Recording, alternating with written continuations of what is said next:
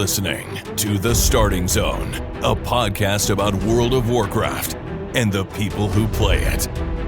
And now, here are your hosts.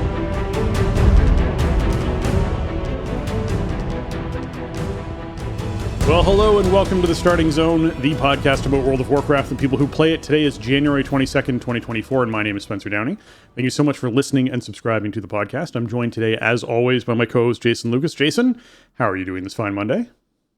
Spencer, hello. I am a little under the weather, as you will surely be hearing on today's episode, and I've also been in a bit of a deep freeze for most of this week. A couple snowstorms came through, so hadn't had winter in New Jersey really for a couple years, but we definitely got some this year, and I'm hibernating, basically, is my response. Yes, that is the correct response to have. As a Canadian, I enjoy hibernating through the 8 months of the year that we have weather like this. So it is nice. I often refer to my cave as I just go into a place and turn the lights down and stay warm.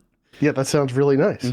But I mean, I did have, luckily my illness and the prevailing weather conditions did not prevent me from playing World of Warcraft this week, thank goodness. Maybe I didn't spend as much time as I would have liked to, or dive into everything that I would have wanted to. And, work was pretty busy and kind of a headache this past week. So, life as always. But, still, got in there, new patch stuff, new event for Outland Cup and all that. I mean, I had plenty of stuff to do. Yeah, no, I got into some WoW as well. I'm obviously still doing Season Discovery stuff, so I did our raids this past week. I did get on and check out some of the Azerothian archives. I didn't pound through it. I just checked it out and did a little bit of it. I also went out to Outland and did some of the Outland Cup, flying around out there, which was a really good time. Some of those courses are really fun. It's neat to see the resurgence of people coming back into retail every time these sorts of patch cycles come out. It is kind of funny to watch the people from Season Discovery disappear and the people in retail reappear, and they sort of there very much is this crossover ebb and flow that takes place with these different game modes in WoW, and I actually dig that. I think it's really neat for people to be able to be like, I need a break. I just did Farak Prog. I need a break. I'm just going to go play some Season Discovery for a week. And then you're like, okay, I'm starting to feel a little bit more refreshed. I was still playing World of Warcraft, which is a lot of fun, but it's a very different experience and a very more chill experience. Now I can go back and do the serious stuff again or whatever it is I need to do. So yeah, I'm digging where the game's at right now. And I think this patch was a good one to sort of get people back into it. Yeah, for sure. And I think Season Discovery is way more amenable to that kind of crossover that you're talking about, because the buy-in's just a lot lower, Yeah, it is. And so it's fun to just hop in and play it. It took me a couple of days, but I did have a chance to do all the new story stuff. And I don't want to get into spoilery stuff if people haven't had a chance to do it. Yeah, but no. It was pretty much what I expected. I mean, they were nice little kind of epilogues in a way. I mean, certainly the Night Elf thing, the thing in Belemeth was sort of like an epilogue, sort of an ending to that story that's been weaving through really the last few expansions, which was really cool. I love the way that all came together. And the Gilneas one was fine. It was about what I sort of expected as we talked last week. It wasn't going to be some huge earth-shattering thing that was going to have a gameplay impact. It was just going to be, okay, here's the next chapter of the story. I thought the way it came off was fine. I like sort of the way that the denizens of the Lordaeron region are sort of, mending fences and stuff. I thought that was kind of a nice touch, and I spent some time fishing up the glasses in the water while I was out there.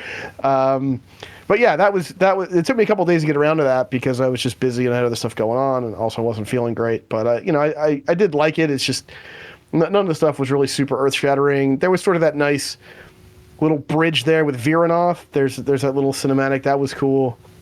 But really not. I don't know what are we talking about altogether? Maybe an hour of questing or something tops in this patch. So.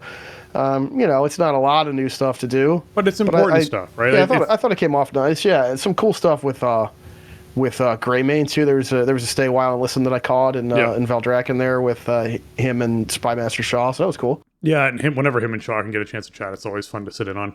I feel like this is a really important chunk of content because this has to essentially tee up what's going to happen next, but also make everyone feel like stuff right now has resolved and we're not on the precipice of something terrible happening, right? It's so easy to be like, okay, we just want to wrap stuff up. Great, stuff's wrapped up.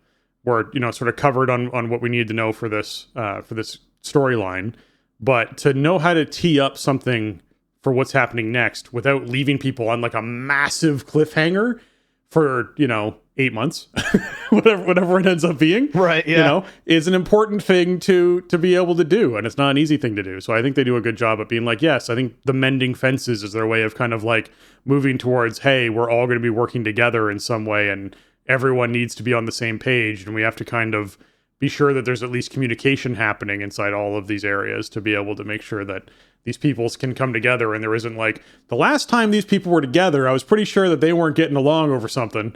And they at least had to wrap some of that up. So I'm glad that they're doing that, because I do feel like as much as it's a wrap up of things, it's a tee up of things at the same time, which is good. Yeah, and they've had the chance to just like put in way more, frequent little bits of story into the game, this expansion, more than they ever did, which is kind of cool because they can focus on, different parts of the story more. And you still don't get maybe as much as some people really want, but at least it keeps things with some forward momentum. But yeah, that was pretty much all I did with 10.2.5 new stuff. I mean, I did get into Azeroth the Archives, which we'll talk about a bit more in a bit here, because I want to kind of just give an overview of that whole feature. Sure. Since I don't think personally, I didn't think it came off very well in terms of how it was sort of presented to a player experiencing it for the first time. So I think probably a lot of people have some frustrations with it, even though I think overall it's kind of cool, but it kind of landed flat because of that. But, raid stuff, we ended up somehow squeezing in the time to get 11 bosses down last Tuesday. So normal Farok, full heroic clear, heroic Gnarl Root, which was really cool. We did pretty well re-clearing Agira and Volcaros, and then we had plenty of time for Mythic Council.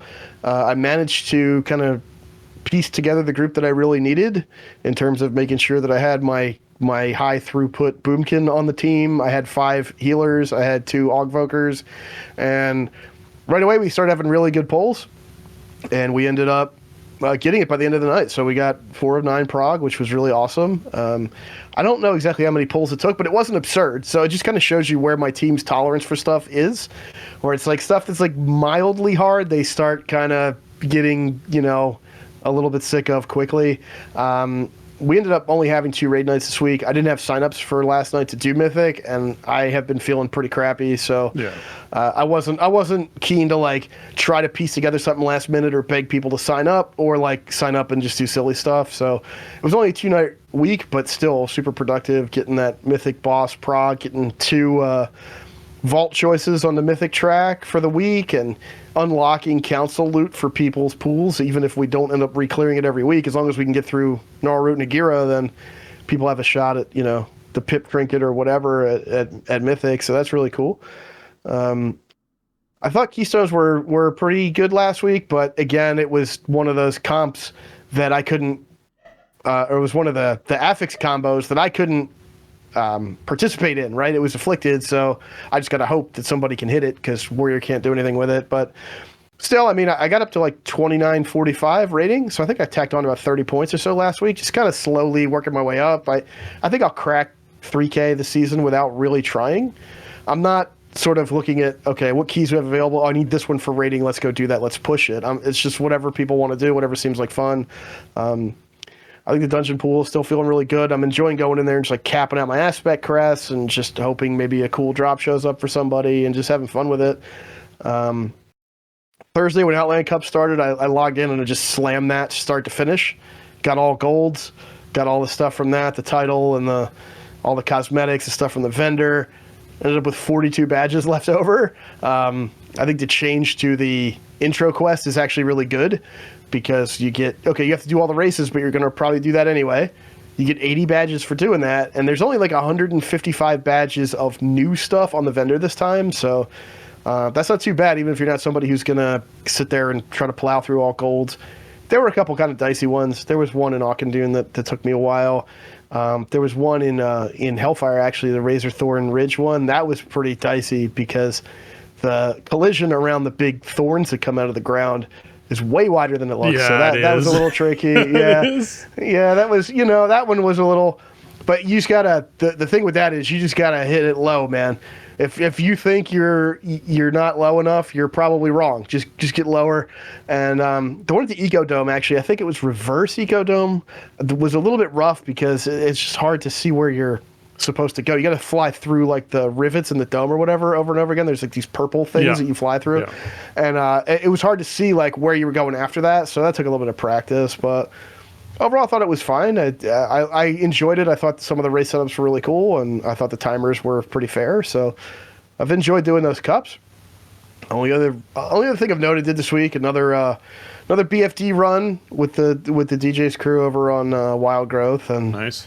It was a good time. We had a first timer in there, and it went smooth. And we were done in under an hour, I think, even with the first timer. I still got a couple nice upgrades out of it. I got the legs. I finally saw the legs drop. I was running the Chassis of Westfall from the Dead Mines quest, so they were due for an upgrade. I got a bracer upgrade. We finally got an epic staff to drop. First time I've seen an epic weapon drop. So nice.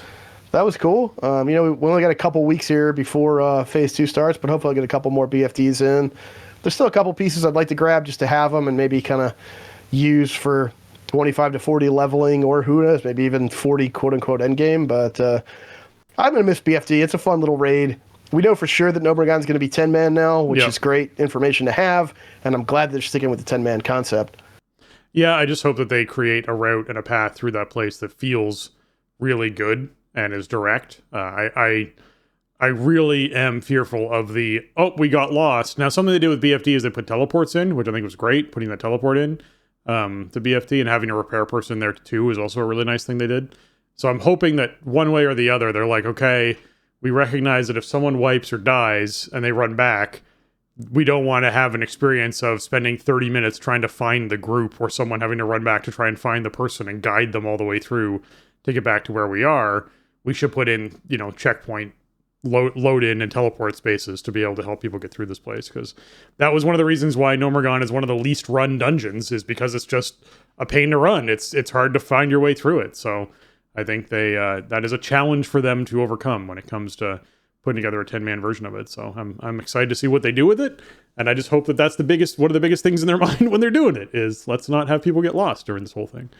But yeah, is there anything else you want to cover up from last week? No, I mean, I do agree with you, though. Like, I'm a little bit leery about Gnomer coming in as, like, our endgame space for Phase 2, because, yeah, like, the pathing through there never felt great, and I don't know. I believe in the team that they'll come up with something cool for us to play, but just my initial reaction is, like, I don't really want to hang out there. So we'll see how it goes. It might be another week on top of Phase 2 release before Gnomeregan comes out. They're kind of publicly toying with that idea, which I think is good, because I think it's fine to give people some time to, okay, I'm going to level from 25 to 40, gear up. It's not some huge race to, like, oh, well, if you didn't get in the first weekend, man, like, you're just so far behind everybody. I don't know. I shake my head at the whole thing anyways, because I'm someone who goes, all right, Season Discovery isn't about being the most competitive, in my opinion, for me at least, and for the people I play with, isn't about being the most competitive, highest geared, performing individual. It's about having a good time with your friends in a easy to pop into, easy to pop out of type of content that doesn't require a lot of maintenance on a regular basis, right? So even if it came out first week for me, we wouldn't be rating that first week. We just wouldn't. There's just no expectation for doing it. Right. If someone wants to power level up and go join a pug and get in there and do stuff because they're excited, that's great. Let them do that. That's fine. I don't think the mentality towards this place is the same as it is towards retail. Like, retail, I understand being like, do we need to put a week in between? Do we need to, like, how do we want to do this? Because people are very aggressive in that, aspect of World of Warcraft, in that style of game, towards being the best of the best and having the highest this and the highest that and parsing and all this kind of stuff, whereas there just isn't that kind of mentality that I found so far in Season of Discovery. So I think it's almost a non-issue regardless of what they choose to do. Like, honestly, coming out the week of launch is probably better, because then everyone's just kind of happy. The people like me don't really care when it comes to it, and the people who want to be aggressive can be aggressive, and hey, congratulations, you got like 1 or 2 more pieces of loot for what you wanted to do. That's fine. I'll get those pieces of loot over the next 4 months while we're in this phase. Like, Right. Well, I don't know if the phase will be that long, but maybe somewhere. But I mean, I think for groups that are more on the fence, or like, looking for cues from developers about what they should be doing, I think, it's something like that probably helps them a lot to be like, okay, no pressure to like level super fast. whatever. You got to get 15 levels in a week. Yeah. You know, you could do that. All right, everybody, we'll see you at first reset next Thursday or whatever. I think for a lot of teams, that probably helps them plan out what they're going to do. Yeah. You know, for teams with a very well-established identity, then it doesn't matter as much because it's just going to be whatever it is, no matter what Blizzard does, right? But for other, I mean, think for a lot of, you know, for groups with more moving pieces or whatever out there in the community, it's probably better for them, I think, to say, okay, everybody, get in there, start working on it, get your way up there, and then we'll get in there once it opens. I think the more important question is it going to be a 3-day or a 1 week as far as resets go? That's an important thing for people to know. So if we're going to see this 3-day rotation again, and how many bosses? Because I think depending on how many bosses it might be, that might have an impact on what the reset cycle is too. I think there's 3 pieces of information they could give out. I think knowing the reset schedule is important. I think how many bosses is important. And I think an estimated time for your average team to get through it would be a neat thing to know. Of saying, hey, based off of our internal testing, we expect this experience to take somewhere between, and you would say like an hour and 20 minutes and 2.5 hours or something, right? Like depending on the group and the pace and what happens in it. Because that just gives people a general idea of what that's going to look like. If based off their internal testing, it's going to take somewhere between 3 and 4 hours, that's good to know, right? Like before, it's like, oh, this is going to take multiple nights. Okay, it's a multiple raid night thing, right? Like that's one of those expectations of just what should we expect? Because for BFD, you probably would say, yeah, I mean, I think you should expect somewhere between an hour and 15 or an hour and 45 minutes. Like that's what most teams would probably expect to be going through in this.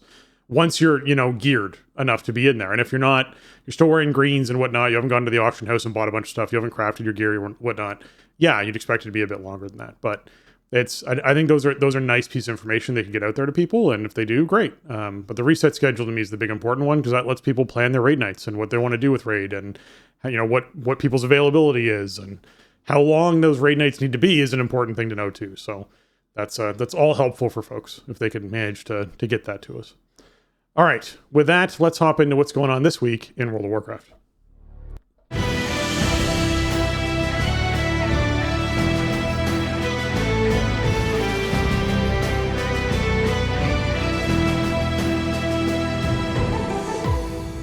All right, this week in World of Warcraft is the World Quest bonus event. I know everyone with alts or mains who are not all the way maxed out with reputations, you can rejoice. That means the Sign of the Emissary buff is up for Dragonflight.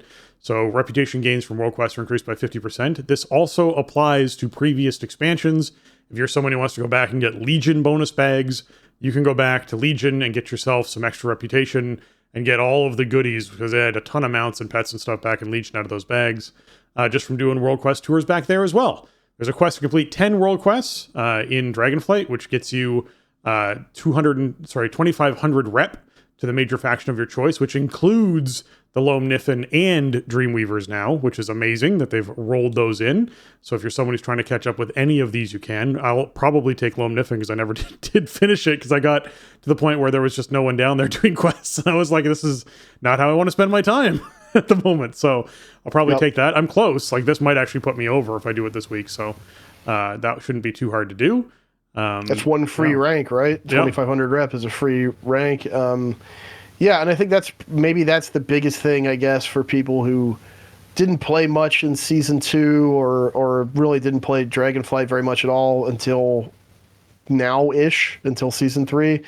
You do, if you need Loam Niffen rep, this is one of the best weeks to get it because you will get the rep bonus from doing the quest down there. You do get that free rank just from doing the 10 quests for the weekly, all that stuff. So if you've been saying to yourself, I need to catch up on Loam Niffen rep, I want to max out that rep faction, whatever, I want to get that renown, this is the week where you might want to be working on that because you're going to get a pretty nice return on your investment. Yep, definitely. And it also counts towards your Aiding the Accord, right? So that 2,500 rep is a really great way to get towards the 3K rep that you need for completing your Aiding the Accord. There's Emerald Bounty is the big pick for this week. If you're picking between the two things, it's the easiest one to get. That's the planting seeds over in the Emerald Dream area. So just be sure you're knocking that out when you can. Easy reward there. Yeah, we'll see if the Big Dig gets rolled into this. I guess that's the one thing we don't know right now on Monday as we record this, because we do have a new public event. Usually these choices for aiding the Accord are part of, the public event is one of the elements to aiding the Accord, and we do have a new public event, so perhaps that will be in the pool. In which case, I don't know. You probably still want to go with one of the Emerald Dream things. I agree. Because there's an individual quest to do them anyway, so you're already doubling up, and whatever, you're getting the best rewards that way probably. I agree. But Big Dig may be included here this week. We'll find out tomorrow. Yep. South Shore versus Terran Mill is the brawl that's out there right now. This is the 10-year anniversary World of Warcraft brawl that they put out, where you head back to Terran Mill and South Shore, and Alliance and Horde smashing heads against each other in a 40-on-40 deathmatch. Where literally Death Knights are just the kings that just haul one person out of the group of 40 of your enemies into the group of 40 of your friends, and you absolutely destroy them, and you just keep doing that over and over again. And don't push too far. That's the biggest advice with these sorts of things. It's really tempting to push right up to the opposing group's graveyard. They will wipe you, and they will push back. So if you can just hold the line, it's kind of the best strat you can do. And man, it's if you're just looking for honorable kills, this is a great way to just stack up a whole bunch of honorable kills. Yeah, for sure. Not a lot of nuance to this outside of what you kind of outlined there. That's about it. That's really all the strategy involved. This is like as close as you can ever get to recreating kind of what launch World PvP was like, right? Like pre-Battleground World PvP was pretty much like this, just not with as many people usually in one place. You know, it's kind of hard to have 80 people in one spot back then. I mean, it could happen, but even in like Season Discovery, the outdoor PvP event is like different than what we would actually be doing in Ashenvale back in the day on a PvP server. So it is pretty fun though. It's just chaos, and if you need HKs, man, this is a good thing to queue into this week. Yes, it is. All right, Oristor the Hibernator is the Rune Bear in the Emerald Dream. Be sure you're heading out and knocking over that Rune Bear for some 441 loot. That's pretty nice as far as plate, chest, and waist, mail, head and waist, leather hands and feet, cloth legs and feet, and a haste first neck. All of those things are things that you can take over to the Catalyst if you want to, and either make some tier pieces or change up the stats on them for you. So certainly worthwhile checking out and knocking out. You also might want to go down and do the Zakali Elders inside Zarla Cavern, because it is the World Quest bonus event week, and there's a World Quest to kill each of these bosses. So you will get a bonus chunk of reputation for knocking them out as well. Same thing with Bazuel, the Dreaded Flame, the Fire Proto-Drake, and Azure Span. These are all the world bosses that are up this week, so be sure you're knocking them out to get some benefits from those. Mythic Plus affixes for the week are Fortified, Incorporeal, and Sanguine. I know everyone kind of cringed at the second one, but we do have Trash that has more health and deals increased damage with Fortified. While in combat, incorporeal beings periodically appear and attempt to weaken players. And then, of course, Sanguine is when slain, non-boss enemies leave behind a lingering pool of Ichor that heals their allies and damages players. So Sanguine and Fortified kind of work together and work against each other. Sanguine means, hey, if a mob that has increased health stands in Sanguine, it's going to heal up substantially more because it's a fortified mob and it's percentage-based healing out of Sanguine. So that initial tick of healing from a mob passing over a Sanguine puddle is more health than it normally is. So in that way, they work together. They work against each other in the, hey, mobs take longer to die, which means you're more likely to be able to space them out with these Sanguine puddles and move them around a bit. So you aren't going to deal with little small mobs that just die and leave puddles underneath of the harder to kill mobs that you're dealing with. So that way they sort of, don't clash with each other a little bit. Incorporeal is just not a fun thing for a lot of players to deal with. Jason, what's the best way this week for people to deal with Incorporeal? Bring two Ret Pallies and have them deal with it, even though they have to suboptimally spec and waste GCDs. Like, listen, I don't want to be nice to Ret Pallies, so we gotta give and we gotta take a little bit. But Incorporeal is like Afflicted. It's one of these new affixes that we saw in Season 2 that turn dungeon weeks into extremely comp-dependent situations. Basically, these things just cast over and over again. They just chain cast. And so you have to interrupt them, stun them, or hard CC them until their timer expires, and then they go away. What that means is that hard CC is really your viable option here, because it's the only way to keep them locked down long enough where you don't actually have to pay attention to them after that one, that one cast of the hard CC. Like Warrior has one option to deal with Incorporeal to make it go away. Like I could sit there and interrupt it and stun it or whatever, but I probably want to use my interrupts and stuns on the dungeon mobs I'm actually fighting. Warriors can spec into Shattering Throw, which is, for me, it's like relatively painful to go grab that. I don't want it, and I have to give up stuff I do want to take it. And then Shattering Throw is a 3-minute cooldown. It is a 1.5 second hard cast with travel time. Mm-hmm. If you are relying on me to break Incorporeals with that ability, we are going to get Incorporealed quite a lot. They spawn much more frequently than once every 3 minutes. You usually get them in pairs. You only have a pretty tight window to actually get the CC on them. So, yeah, I don't know. The Season 2 affixes I really just don't love because they just are so comp dependent, Like, yes, a lot of classes have hard CCs and stuff and have options to deal with it, but not every class does. And so then the class is on the outside looking in when groups are getting picked for this week. That stinks. I mean, it's cool to have classes that have unique stuff and have their niches and whatnot, but the affixes they just shouldn't be designed like this, to be honest. The affixes shouldn't drive group comp to this kind of degree. I think absolutely there's people who are going to be doing 25s and above or 20s and above and going, this is the comp I want to bring because this is my best chance at timing this key. But I don't feel like it should be very much like, oh, you just essentially are 30% less effective as your class because you have to spec into this thing this week to be able to deal with this affix to even be brought into this dungeon. And if you get brought into the dungeon, you don't bring that thing with you because you want to be 30% more effective and actually feel like you're playing your class like it's fun, then everyone yells at you because you didn't bring the thing to deal with the thing. Like, it's, Right, like you have to. Yeah, you have to this week. And I don't know. I'm not pounding the drum for affixes shouldn't exist. I don't mind affixes generally, but I think ultimately Incorporeal and Afflicted were misses, and it's because of the sort of pigeonholes they create around, needing certain abilities or types of abilities in a 5-player group. Yeah. But overall, I mean, I think this should still be a good week as long as you have like a couple people paying attention to this in the group. Then it's manageable. It will happen during bosses, but I think it's pretty manageable. I mean, you identified the issues with Fort Sanguine. One good thing, at least, is like Sanguine doesn't stack anymore, and it only lasts for 20 seconds. So yeah, if you're like really pumping and there's a thing, now it is percentage health based, and these are fortified mobs, so they have way more health, and so it's a way bigger heal. But if your group is pumping and you have one thing that's in like a couple ticks of Sanguine, it's probably still going to die, which is kind of nice. So, overall, I think it's okay. It's not my favorite week. We're just sort of in that span of the season where we're hitting the Afflicteds and the Incorporeals like back to back, and I'm just not really keen on those affixes too much. But overall, I don't think this is a bad Fort week.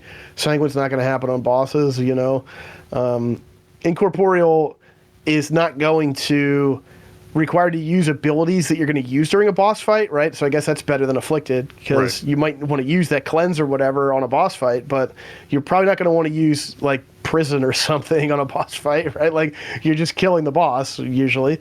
Maybe in like Waycrest Manor when you have all those ads on that one dude, but overall I think it's okay. I'm not like licking my chops going, oh yeah, like let's push some rating. Yeah. But like it's fine. I'll probably bang out some low 20s and just enjoy myself, but I will not be able to hard shut down the Incorporeals for anybody. Yeah. All right, Micro Holiday has been up and running this week that we told you about last week, which is Call of the Scarab. And this is to celebrate the Scarab Gong being rung to open the gates of Ahn'Qiraj back in the day. This basically means you can head out to Silithus, you can complete world quests there, you can kill elites there, and whatever faction has the highest score at the end of the whole thing will have their banner flying over that region for the year. So this is an event that obviously does celebrate something that's really cool. It's something that we will eventually have happen in Season of Discovery, because we'll obviously hit a point where this content is relevant there, so they have to address that somehow. But the biggest thing I think for this is if you still need Trader's Tender for the month, there's Trader's Tender associated with Call of the Scarab. Get out there, get your tender that you can. It's a good chunk of it. I'm releasing this episode today, which is the 22nd. This runs until tomorrow, which is the 23rd. So hopefully you've already had a chance to get out there and do it. If you haven't, get in there tonight, and be sure you spend some time doing that.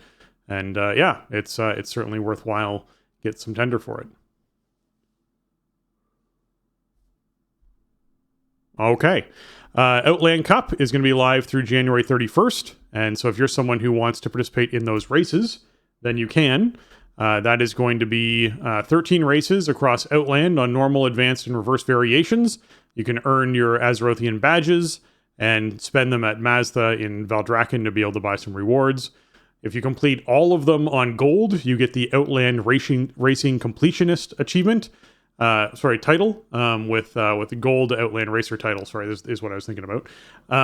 You get the completionist title achievement with the racer title, and you also get the Ruby Riders of Azeroth tabard for something that you can pick up as well. You can head off to Valdrakken to speak to Lord Adistraz near the Rostrum of Transformation to pick up the initial quest. And the rewards out there are the Drake Racer's Scarf, that you can actually purchase, along with the outlandish Drake Racer's Transmog set, the new dragon customizations that exist, and the new toy. It is now a toy, the Manuscript of Endless Possibilities, that basically randomizes mount customization each time you mount up on your mount. So you can basically have this rolling as an ability.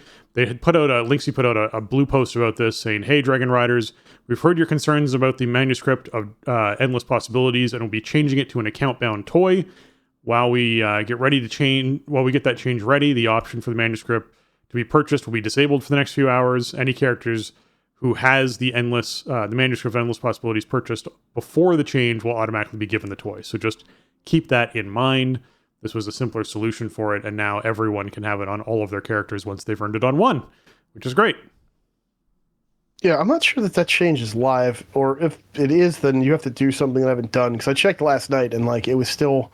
I didn't have it in my toys. I had it in my dragon riding menu fly out for spells. So I don't know. Now, maybe just apply that to all my characters on it. I looked on the character that I bought it on, so I don't exactly know how that works, but it is a cool option because, man, there's so many different... I think this is really the big highlight for Outland Cup is this Manuscript, because we have so many Drakes now that are customizable with so many different options that they keep giving us new ones. And, maybe you just want to look at something different every time you end up on one. Yep. And I wonder if this will work with, as we get more dynamic flying mounts and customizable ones and stuff, if they'll be included. I'm waiting for the absolute clown show of a mount up that you can get every now and then, where it's like, yes, you get the green Drake with the yellow hair and the red eyes and the it's like the frilly red beard and the it's hilarious looking mixture of colors and dynamic to things, right? It can happen. So there's definitely some stuff in the dragon riding customizations. There's definitely some Drake customizations that do not match that will come up when you randomize them. So that would be that'll be interesting. This event's really cool. You still have plenty of time to work on it if you haven't done it at all or checked it out. I think the rewards are nice. The Mog is cool. The scarves look cool. I had a great time doing these. So, I assume there'll be a Northrend Cup shortly after this one, and I don't know. Then a Pandaria Cup? Do they just do them all? And then eventually, what they should do is then have a monthly cup that's just up if people want to go do it. Agree. It's we did them all now. We did all the events. And so now Kalimdor Cup's just going to come back around for whatever month, and then we'll do a Eastern Kingdoms Cup the next time or whatever. Yeah. They got to. I think they're too much fun to just have them be one time ever. Some of these I really enjoy doing. And the Outland Zones are pretty cool. And it's also nice to be able to dragon ride in between the races now, which we couldn't do before. But now it's you can dragon ride across Outland, which is pretty fun. And so you don't have to kind of break up your flow, you just dragon ride, zip right over to the next race and do it. Way better than relying on old school flying or flight masters or whatever. But I had a lot of fun with it. Still on for another week and a half, so check it out. I'm waiting for that high mountain dragon riding race. That's what I'm waiting for. Oh man, that would be fun and probably really difficult. Yep. You just get seasick. It'd be so vertical. Oh yeah. No, there's some BFA zones that I would love to do dragon riding through, because that was such the entire map for that was, here's the high point, here's the low point, here's the map. That's You're like, all right, you can start at one race at the top and just work your way downhill the whole way through the whole place. It'd be kind of crazy to do. So yeah, I'd be down for some of that. Okay, Azerothian Archives. Now you wanted to dig into this a little bit more. This is the new Dragon Scale Expedition sub-faction that was introduced. There's no character progression or power offered with it, so don't have to worry about that. There's intro quests that you have to dig into. And Jason, do you want to go over some of the intro quests here? Yeah, so the intro quests are going to teach you how to do the 3 different techniques that you use in doing Azerothian Archives, like world quests, basically. You'll unlock the ability to do the world quest from doing all the tutorials. And they involve doing either techno-scrying, excavation, or research. Research is probably the simplest one. There's usually some type of like mystical echo of a thing, and you have to go collect a bunch of it to get all of the information about it. That's very simple. You just go, you'll see like a shiny type of creature that you have to go collect, and then you just go collect until the bar fills up, and then you're done. That one doesn't really require a lot of technique. Techno-scrying is a little bit more like what we saw with the event that we had, the Secrets of Azeroth. Because you have like these goggles that you put on and then you calibrate them, and there's specific items you're looking for to then look into the past of what happened with an artifact or whatever. So that one, like, you'll have this sort of cone out in front of you of what you can see.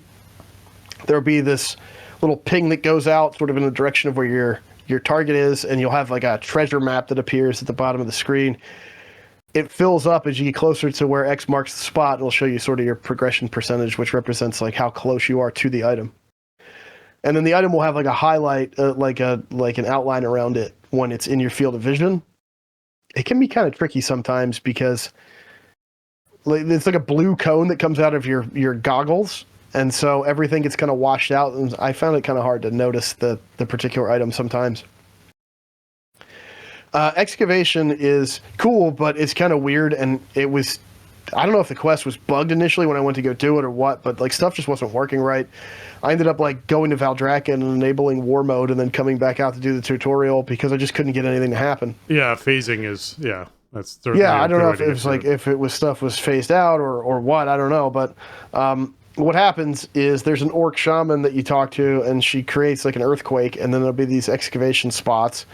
You place a totem near where there's kind of like a dirt geyser, and that indicates like where there's an archaeology find. And you use a totem with your little elemental buddy, and you excavate an item there.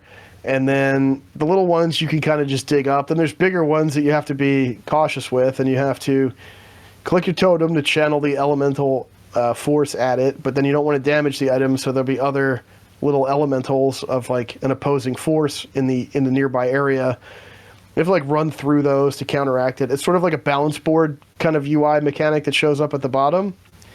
And you want to keep that in the middle of that UI, and while it's in the middle, you can then right click on the find to excavate it. It does not read very well, and I did not understand what I was supposed to do at first. So hopefully that helps somebody.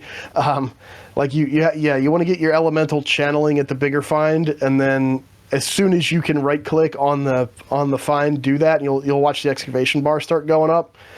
The elemental doesn't excavate it for you; you have to dig it out, and then eventually, too much of the elemental's force will be applied at it, and you'll have to send the balance the other way by running through some water puddles or fire alleys or whatever, and then you can excavate it some more. So those are the 3 techniques that it kind of teaches you. I did like the characters it introduced us to. I thought the story was kind of fun to follow along with, and I like the personalities of the characters that they introduced us to. And once I got over my initial frustration with excavation, I liked it, but I just felt like the game didn't teach me enough about how to do it. Once you do this, you unlock Azerothian Archives World Quest. I believe it's an account-wide unlock. It seems like the World Quest might only be a once-a-week reset.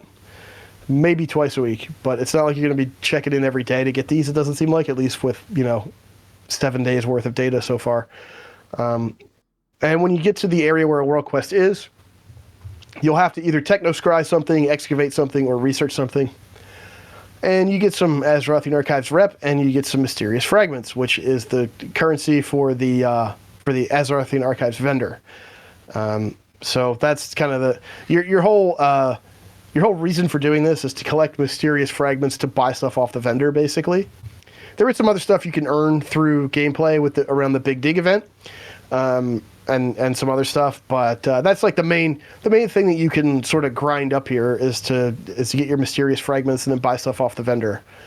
There are rep levels, like there's different rep ranks and stuff. They have different titles, but they don't unlock any new rewards. So once you start earning mysterious fragments, you can buy whatever you're interested in. It's not gated behind, well, you have to get to rep rank 4 first, and then you can buy this. So I'm not really sure why there is a reputation tied to this necessarily, but and it's not a renowned rep. It almost reminds me of the 9.1 thing, the Archivist, whatever he was called. It's a little bit like that in a way, but except for the fact that there's not some really necessary player power locked behind any of it. Yeah, or unlocks in general. Yeah, as far as that goes. Yeah, overall, I think it's a great event and a great way to deliver information to players and different history to players of the game. I'm with you that it was a little convoluted to sort of learn how to do it, but, that Blizzard's not known for being really great at teaching people how to play their game. They just aren't. There's why so many different sites and guides and everything exist out there. So, hopefully that was helpful for some folks to sort of hear that and learn. Some of the rewards we can go over real quick here. There's the Explorer's Stonehide Pack Beast as a mount that you can buy from the vendor, as well as the Archivist Reading Spectacles, the Rose-Tinted Glasses, and the Dapper Cap. We talked about some of this last week as well. The Archivist's Elegant Handbag, as well as the Historian's Hefty Haversack are backpacks that you can wear. And then, of course, weapons and offhands. They have a whole slew of those. So keep those in mind as well as there's actually a Renowned Explorer's Attire Historian. It's a whole recolor of an attire that you can pick up as well. So that's a neat thing. And Jason, did you want to cover the Big Dig as the event in this? Yeah, so the Big Dig, and this is a thing that I wonder if it'll be rolled into 80 in the Accord, but this is your new public event for 10.25. This is very comparable to Community Feast, except instead of making soup, you're digging up archaeology artifacts. Mm-hmm. Timing on this is it's every hour, but it starts in a half hour. So one's going to go at 12:30, then at 1:30, then at 2:30, etc.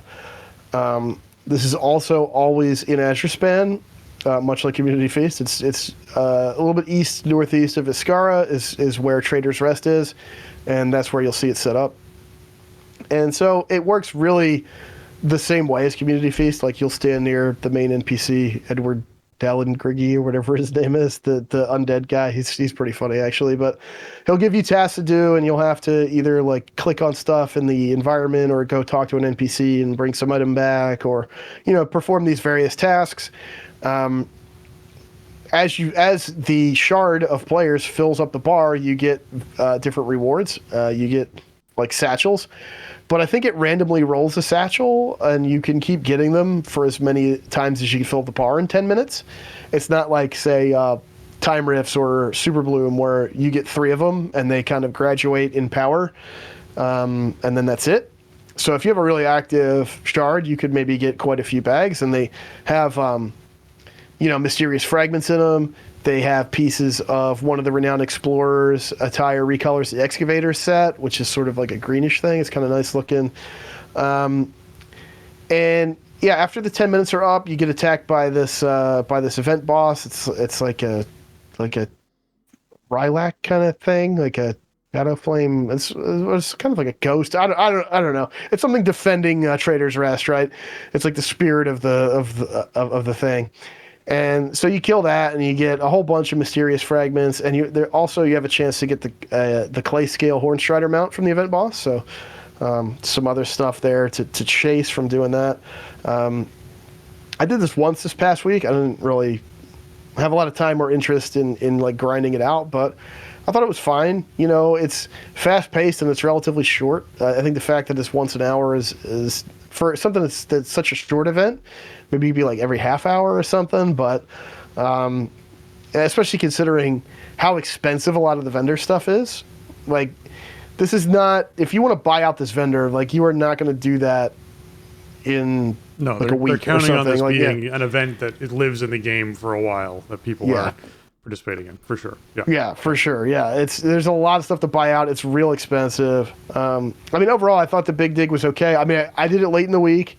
I did it kind of a weird time of day. It was like late at night, and so there weren't really a lot of people there. I'm sure the first one of these that came up last week was probably a disaster. Probably early in the week, it was probably just impossible with just cramming people in there to do it. But overall, like, I thought it was fine. I like the theming of this, but I guess I was sort of hoping for something that was more in the vein of Secrets of Azeroth, or more sort of a continuation of that. And this whole system is not really that. I think it's, especially if you're into the Indiana Jones kind of stuff, you know, and you want that vibe for your character, then there's a lot of cool stuff on offer. If it doesn't appeal to you, then like you can totally not do this and not even worry about it at all. I might just be in it for like the vendor mount, and then I might call it a day. I don't know. I'm not sure how much of this I'm really going to do, but I think like overall the characters they introduced through it were fun, and I think the activities themselves, I kind of like the way they work, even though I struggled a bit with the tutorials. But I mean, doing World Quest I thought was fine. I like it. It's just, I don't know, man. This is another one of those we now have yet another public event in the game, and the appeal of doing it, or the draw to doing it, is not real strong. And I'm not sure why they made all of this stuff, and I'm wondering if they're starting to ask themselves kind of the same question. I think right? at BlizzCon they were, for sure. Yeah. Yeah. It's just like, this stuff is cool, and if the cosmetics speak to you, then I think there's plenty of good reasons to keep doing it. But it is not like, if you look at the rewards on hand and go, I don't really want any of that, then like, don't feel bad if you skip it, because you're not missing anything important. Yeah, it's tricky, right, with the transmog rewards, because yes, you're going to hit a portion of the player base that are super excited for it, but I do wonder about their internal numbers that they're looking at, of being like, how many people actually got these things?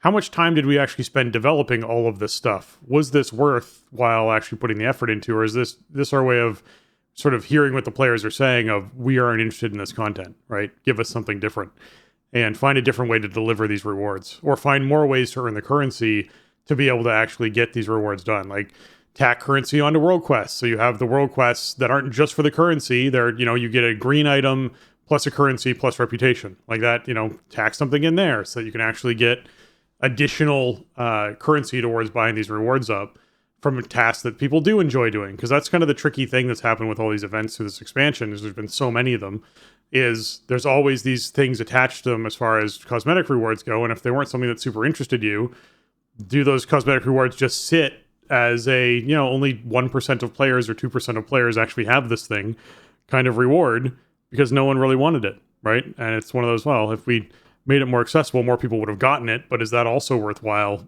you know, justifying the design time for putting these pieces together? So it's tricky, right? I imagine there's a lot of development conversation that happens around stuff like this, because as you said, there's a lot here and it's expensive to buy. So the likelihood of players actually going through and buying out this entire event is not super high at the moment. So we'll see what happens with it, and, you know, what the feedback sort of comes from the dev team on it. Yeah, I don't dislike the way this plays at all, really. Like, I think it's cool, and I'll do some of it, but I guess in a way, I'm really just mostly glad that there's nothing mission critical here, where I feel like I need to be hitting this every agreed. hour and banging this out. Like, I'll do it if I'm around and I feel like doing it, and I think that's fine. If the devs think that that's a win for, you know, the attitude of a pretty engaged player for a feature like this, then hey, that's cool with me. You know, like I obviously have a lot of goals in the game in general when new stuff comes out, and I have completed a lot of the goals I have for myself for this cycle, and I'm happy not to tack any new ones on, you know? Yeah. So if they're cool with that, then I'm not going to complain, but I do think this whole model that we've seen in Dragonflight just doesn't work super well. And even though each individual part of it is kind of fun, like there's very few of these that I straight up dislike doing, but like, you know, we're adding Azeroth the Archives into this huge list of public events, and like, I don't know. I think this is why Delves is just going to be a better way to deliver this stuff for the single player or small group kind of experience. I think having one centralized place where the stuff is earned that you can add to every patch is a brilliant way to do it. To be honest, I just, man, especially with Delves being instance content, where you essentially enter through, a cave opening, and then it puts you into an instant space where that delve is different and they can design exactly what that is, means they can create as many delves as they want. And it's still just delving that you're doing, right? It's no longer, oh, well, go to this zone and there's this dramatically different thing that you need to do that's all themed and, reliant upon what's happening in the actual storyline of the game. They could easily just feed more rewards out by just having a different twist on delves and different things to do in delving. And I think that's going to be a really strong thing coming up. So I'm with you on that. I definitely agree as far as how that's concerned.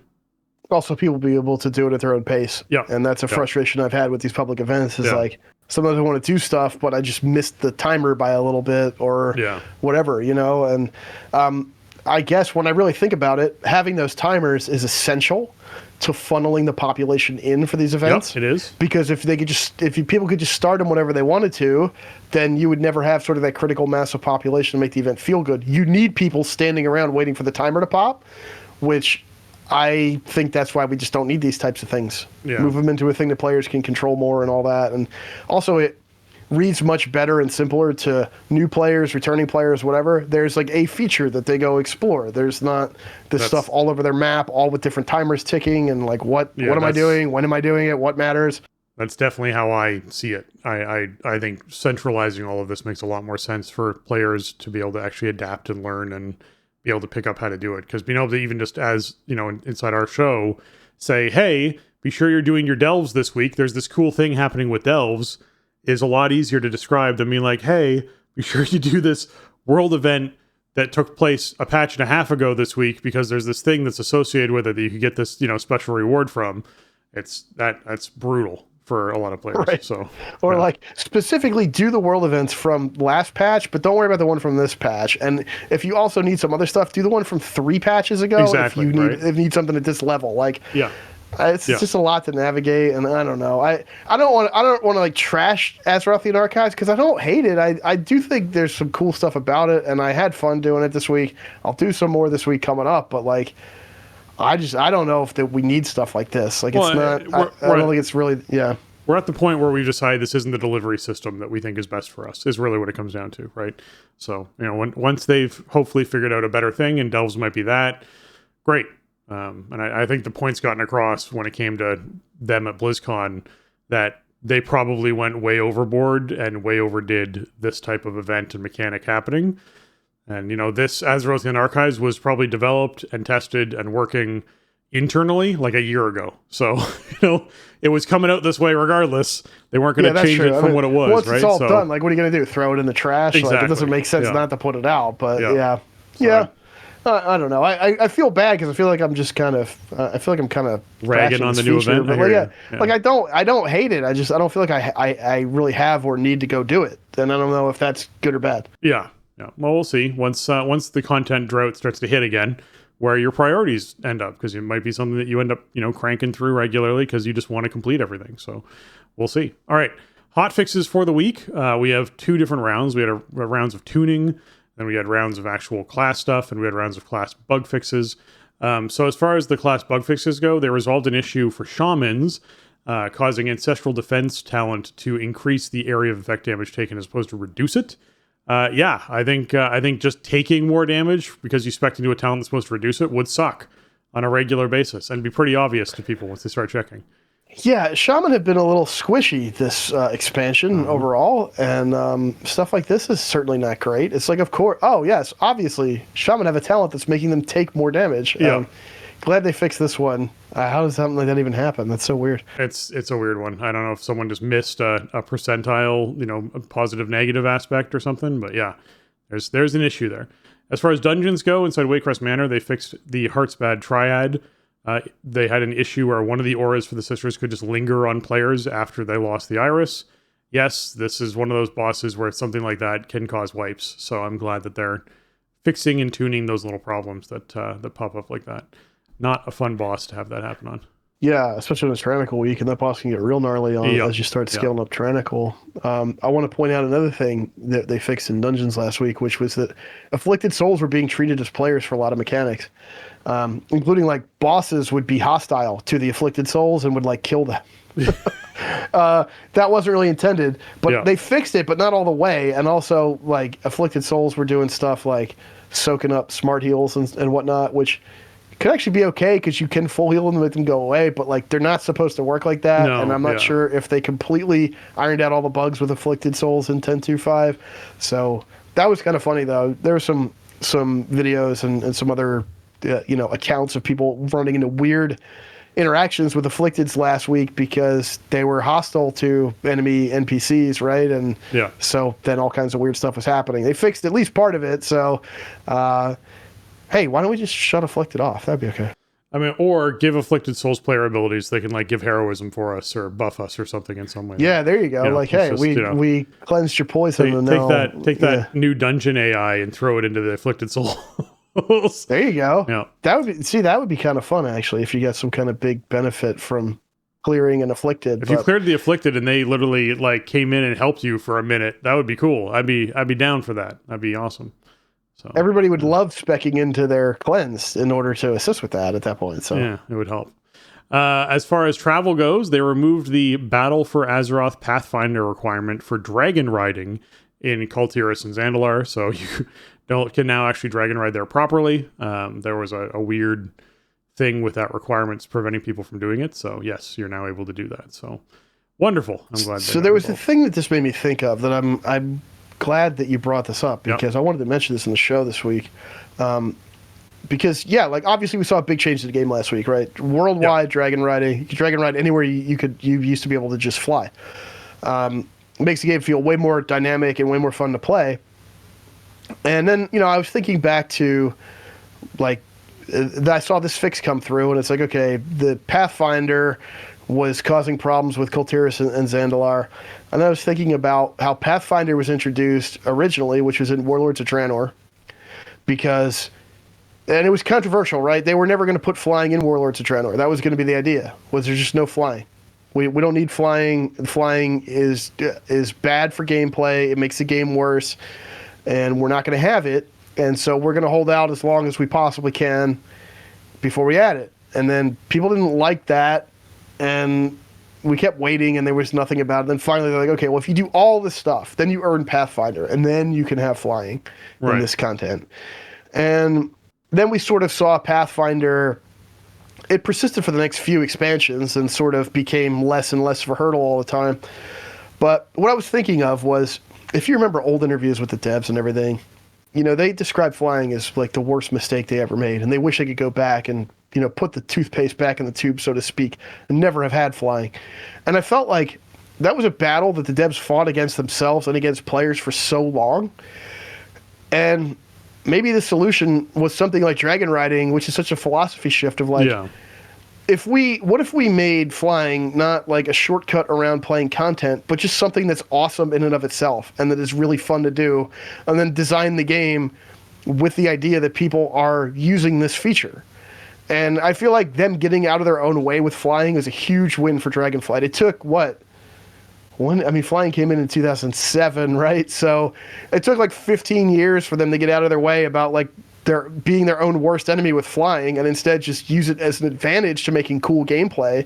But they finally did it. That's something that I think really struck me in the last week or so here with worldwide flying going out and seeing the stuff with like Pathfinder going away or whatever. Like, they spent so long trying to restrict us from using flying and like fighting this losing battle because they couldn't figure out how to design like longevity around their content when flying was involved in it. And it's like, it was a design puzzle to solve. It wasn't a problem with players demanding quality of life that was making the game worse. I think that's a big thing we learned from this expansion. Yeah, I think the players, first of all, yes, I think Dragon Riding's a big win, and I think congratulations on the team for coming out with a feature that is a very enjoyable experience for players. I do feel like a lot of the arguments towards giving us flying in the first place came from it just being that there not being enough ways to travel around the world to the places you wanted to travel to in a timely manner.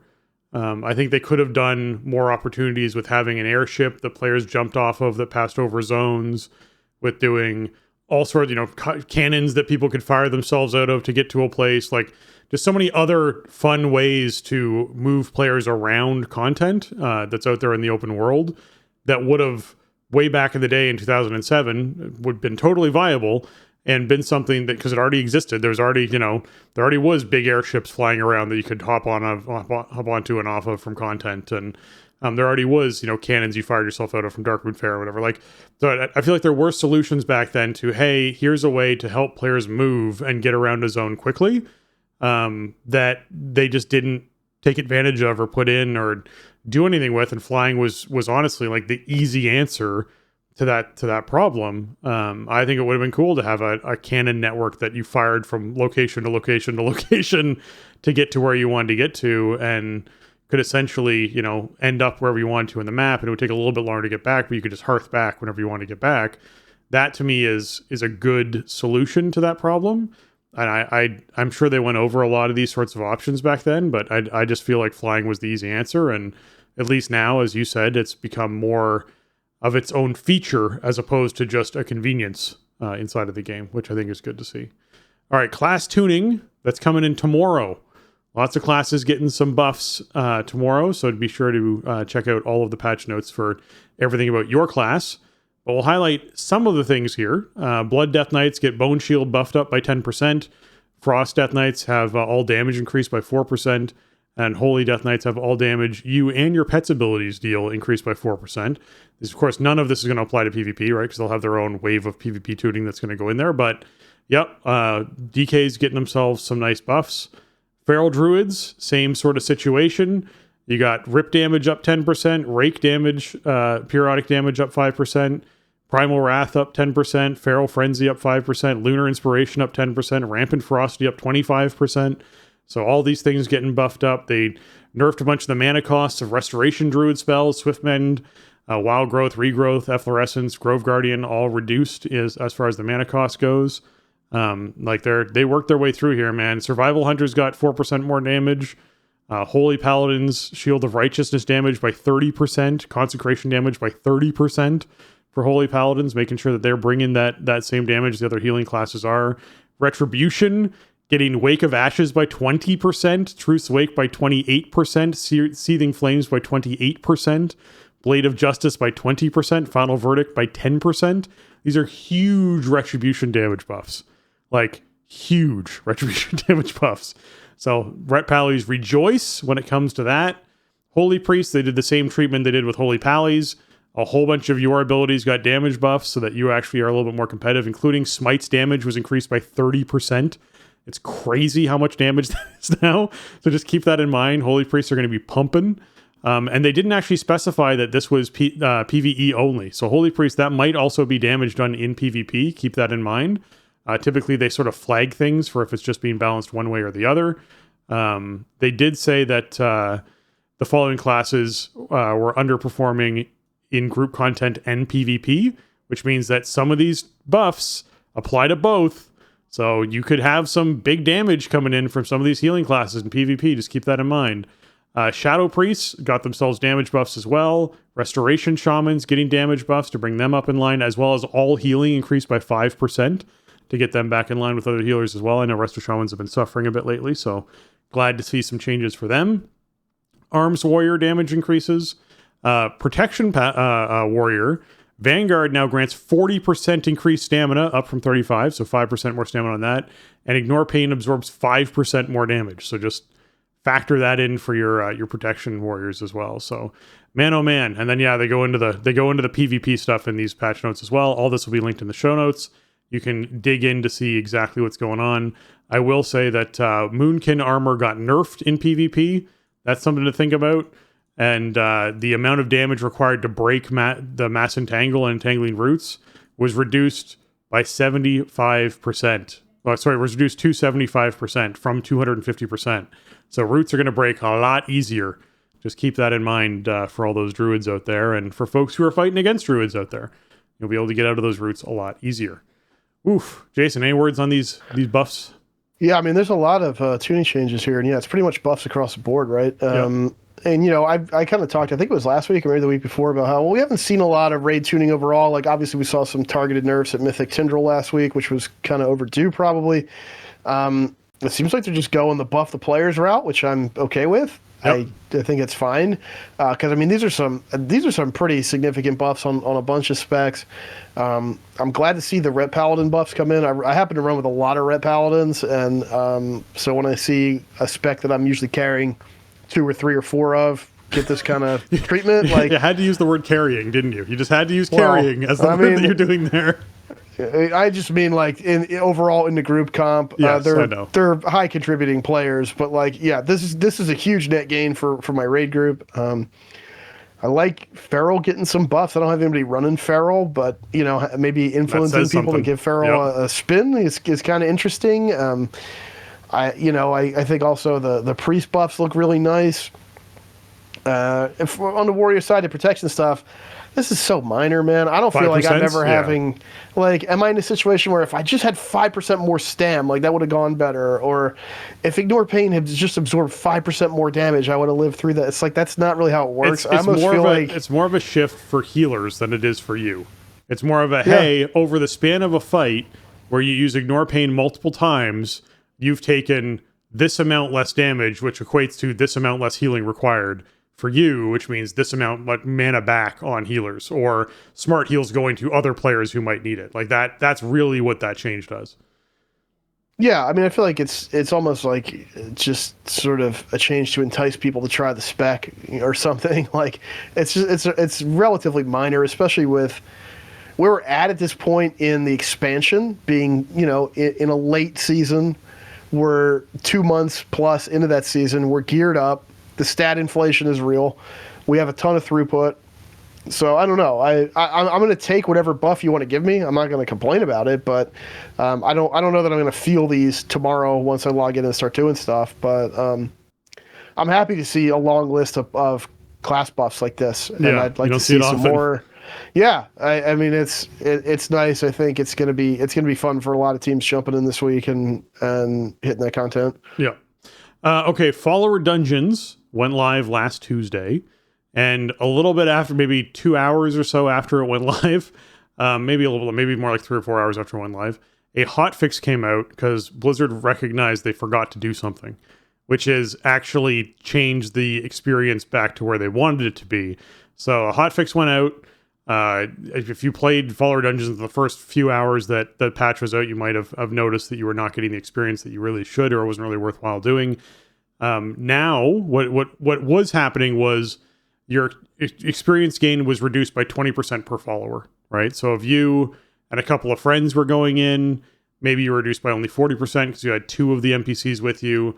But if you were solo, you were actually getting 80% less experience than you normally would inside a full group. They've changed that 20% number to 5%, which means that most players, if you're running in a full group by yourself, like you're on your own, the rest is all NPC, you're only getting a 20% reduction in the amount of experience you get for running that dungeon versus running it with all players, which I think is great. I don't know why there's a reduction in the first place, really, but I guess they need to put something in to sort of encourage people to try and run with other human beings. And I guess that makes sense in that sense of like, hey, let's make the leap. When do I make the leap from one to the other? I will say I didn't try Follower Dungeons last week, but we had a lot of people inside our Discord chatting about it, and it was great to see some of the feedback coming back in. There were some players who really had a good time with it and really felt like it's a great way to train people on how to do their role.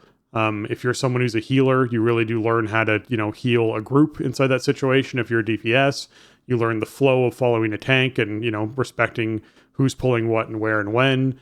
And it's overall apparently a very good success. So I'm very happy that we're getting feedback like this about this feature. It's a feature I'm excited for. So I'm curious about how it's all going to go. I know plenty of people out there who enjoy World of Warcraft and don't necessarily enjoy playing it with other people, which is weird. I'm just going to say, but at the same time, hey, look, it's your money. You play the game you want to play it. That's cool. And if you don't want to play with other people and you just want to do Follower Dungeon stuff, that's great. You can do it. And you can now level up that way. You can gear up that way. And hopefully they expand this out to cover heroic dungeons at some point. I think that would be good as well. Right now it's just normal. I think expanding it to heroic would make sense. I don't think it should ever dip into mythic. I don't think that makes sense at all. But I think you could see people be like, yeah, I think at max level when people are just sort of starting and getting going. Again, it can be a bit intimidating. doing a few follower dungeons on heroic to sort of figure out what the dungeons are and how they feel and the pacing and everything is something some people would want to be able to do. So I wouldn't have an issue with that. But yeah, I think overall it's a successful feature so far, and I look forward to seeing what they do with it in the future. Yeah, I also didn't get a chance to do any of these this week. Just not really a lot of pull there for me at this moment in time. I got a lot of other stuff to do in WoW, but yeah, I mean, it seems like feedback on it has been really positive. I agree with you that the reason why an XP penalty needs to exist is because doing a solo dungeon by yourself with bots should not just be like the default correct way to level. Yeah. Which I think it sort of would become that. Well, I mean, you can still only do 10 a day per account, but whatever. Like, that means that, first of all, you have to do all 10 of those. That's your first step for the day if you're getting like good XP from that. So yeah, that's not great. So some kind of baseline penalty kind of makes sense, but it also shouldn't be completely worthless as a leveling experience. 80% reduction would be super harsh. Yeah. So I think that seems good. And yeah, I think I would expect that they'll probably expand upon the feature, over time as they sort of prove that it works well and that people like it. It gets some use. I would say, like, you know what? Expand it out to Mythic 0, honestly. Let people see the entire way a dungeon works, all the mechanics that happen, whatever. One thing I was thinking about this as well. I think, like, last week on the show, I may not have made it clear based on what I was saying. Again, this is like podcast brain and just like talking into a microphone and then it goes out onto an MP3.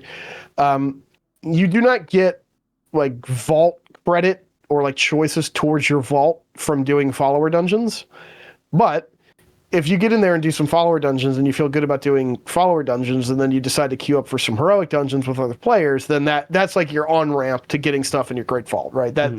That's sort of what I was trying to express with that. And I think the way I made it sound was just that like you could just do this and then pull stuff out of the vault from doing follower dungeons, which isn't really true. This is like training wheels for figuring out how it feels to play a spec in a situation with other players in a dungeon, which is awesome, but also, in my opinion, shouldn't be the focal point of the game, and it shouldn't be like the default way to approach content. It should be a nice addition for people who want to enjoy that, or maybe use it as a learning tool, but the core of the game should be that social bond and playing with people and forming a team and overcoming those challenges. So, I think it'd be great if they could continue to improve upon the tool over time and add, higher difficulty tiers and stuff, but it should never replace the experience of having a team of players, approach the content together. I agree. I think it's a feature that hopefully will help players get over some anxiety about doing group content. I think that's something that's really going to stand out for a lot of players, is just having that group anxiety of, I don't know what I'm doing, or is someone going to yell at me, or am I going to be whatever it is? Like that hopefully is this helps with that. So that's what I want for a lot of folks. Okay, Conquest cap removal, last blue post of the day. This one comes out from Kaivax saying, as we've done in the last few seasons, Conquest will be uncapped with the weekly reset. That is tomorrow's reset, so January 23rd. At the same time, Spoils of War, the 30% more Conquest and 40% more Honor, will also become active. So folks who want to just grind out a bunch of Conquest, it's coming. You're getting that Spoils of War buff back. You're going to be uncapped. You'll be able to just grind out as much as you want. And it's I have to say, if you're looking to grind Honor, going to go do South Shore versus Terran Mill is certainly a great way to do that with just honorable kills and getting tons and tons and tons of them. So this is going to be a fun PvP week for a lot of folks. Yeah, for sure. This is cool to see. I think basically the clarification here came because I think people were expecting this to happen last week with the patch and everything. But it is this week with regional restarts and everything. And yeah, this is great if you have like an alt to play or something and you got to go grind up some Conquest or whatever. You can just do whatever you want to do. It's always cool when the caps come off. I wonder if they'll do something similar with like crests, but I don't feel like it's necessary with the crest system just because of the way that works overall. The crests sort of unlock an item level threshold on a slot on your character. They're not really a currency in a traditional sense as much as like Conquest is or whatever, or like Valor was. Valor was sort of the thing we had before crests, right? And that was more comparable to Conquest. With crests, it's like, well, I guess it would help. You could sort of get more stuff for crafted items, but then you still have the spark thing anyway, so that might hold you back. And I don't know. Like, I do feel like one thing that I would appreciate would be if they would ease up the acquisition cap on, or the held cap on Flightstones.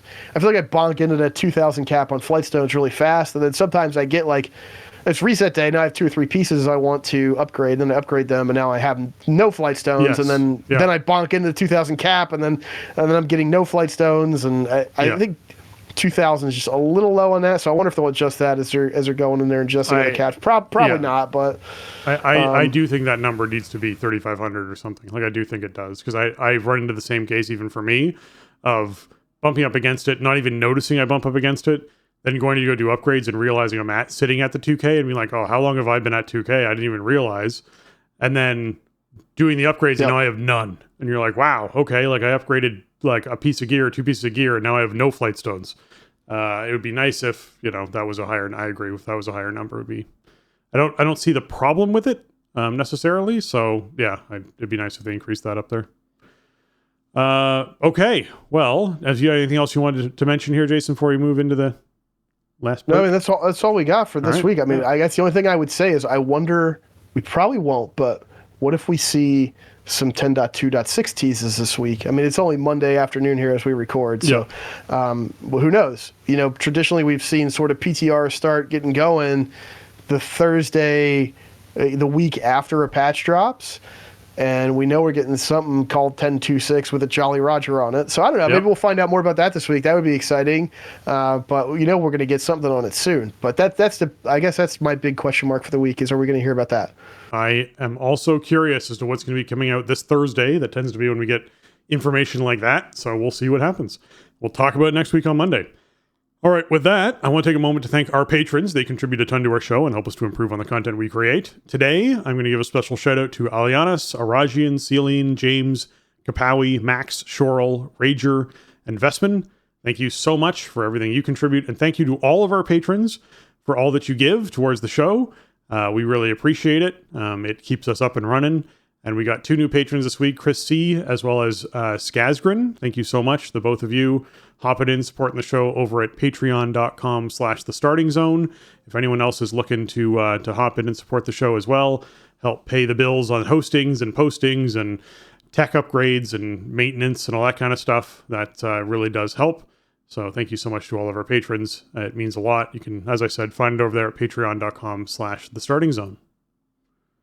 Well, absolutely. Thank you, new patrons, for hopping in there. Appreciate your support, and thank you everybody who's supported the show over the years. It means a lot to us. It helps us keep the show on track and helps us pay the bills for all the hosting and everything else. So thank you so much. And we honestly couldn't do the show without you, so thank you. Yeah.